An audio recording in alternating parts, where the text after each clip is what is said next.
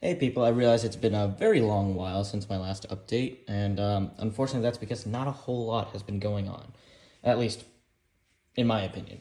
So, I've still been waiting on the electric water pump kit to come in. Half of it came in. We're still waiting on the other half, but the electric fan came in, and I had to modify the shroud where the radiator nipples, I guess, whatever you call them, where the hose is connected to the radiator. I hope that's good enough. That might melt off. I don't care. I'm done with it. But there's some Black Magic fan that I used Aaron Cake's guide to try to follow to the best of my ability. I am holding it on with metal zip ties, so we'll see how that works out. Overall, it's pretty solid.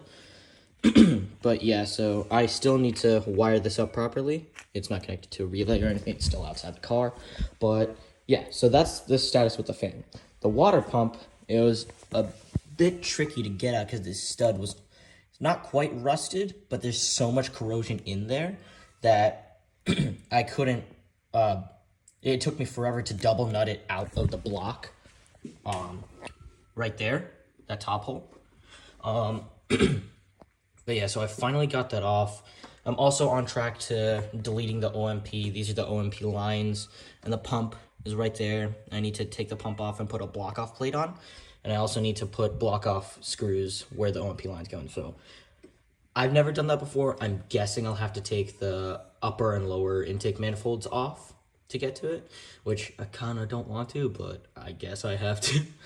So yeah, that's the status update. I was cleaning the front cover off, and this stringy bit here started stringing. So I hope that's not a gasket popping out. I hope that's just excess gasket material. We'll find out. Yeah. So that'll be a fun little surprise.